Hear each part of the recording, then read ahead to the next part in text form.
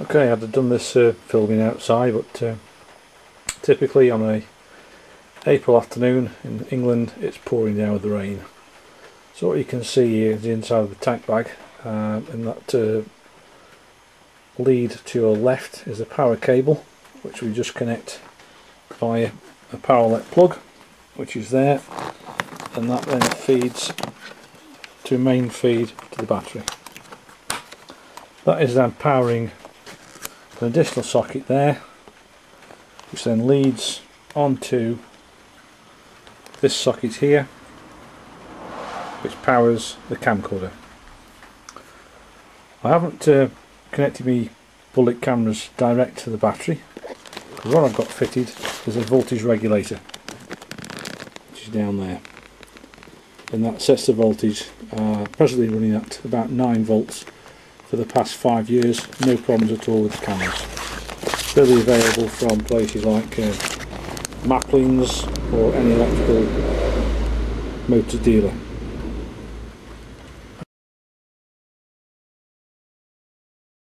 Okay, I have been asked sometimes about the clarity of the audio. I did have some problems initially with the autocom, so what I fitted was one of those, which is a ground loop isolator.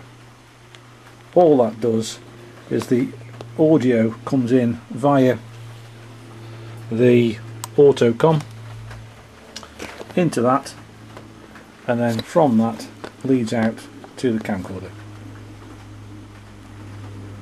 That just cuts a bit of the whine from the engine. Not so much of a problem on the GS, but on the VFR it was a bit of a problem. Underneath the silver insulation there's loads of wires. We've got 3 feeds for 3 cameras coming in, and they're just on bullets like that one. You can just see them coming out there. There we go. 1 power lead, that feeds 3 cameras. Just a matter of putting them in the appropriate one.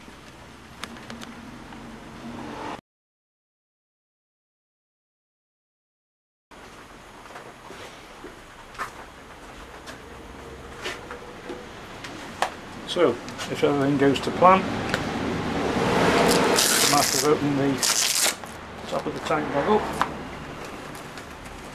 Bit of insulation. That's the main feed from the cameras. It leads into the camcorder. We've got the lank, which is an on-off button, and that then is the power source for the camera.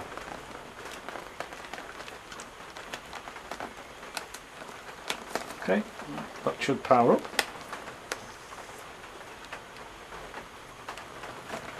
Which it does. And that presently is the back camera. Go to the handlebar switch.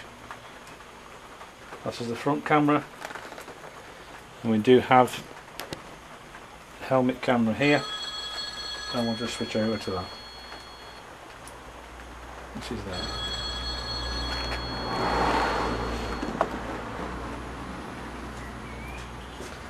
Where were we? Oh yes, once the camera's in we can power it up off the power supply. Okay, and what you've got running there is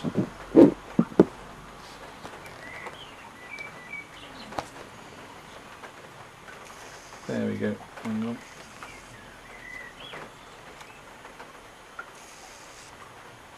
There are the cameras. That's the back one, as you can see, lovely and raining. I'm going to split the camera now at the back and turn that one on. That is then the helmet cam, and you can see that I'm recording with that camera, recording that camera. The mounting itself is from Canada. Not a bad piece of kit. And with the engine running, you can just turn it on. Might be a bit of vibration from the top box.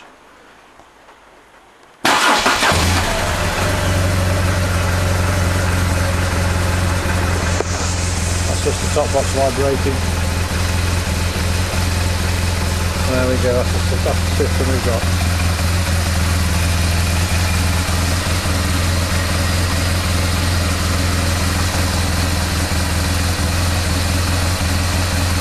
And the front one again. Not much vibration at all on that one at all. I'm quite happy with that. And then you can just sometimes have a look occasionally through the screen to make sure everything's recording when you're on the road. The helmet cam, which obviously that is then fitted with these little mounts. They're rubber mounted, fit with 3M tape, and they're available from Canada. That's the small version. That's the one with it fitted with the sun visor on the top. Okay, so that's the perfect camera setup. It may change, I don't know, but looking at probably the front one, we might be looking at changing that in the near future and using some RAM mounts on that one, but it seems to be working okay.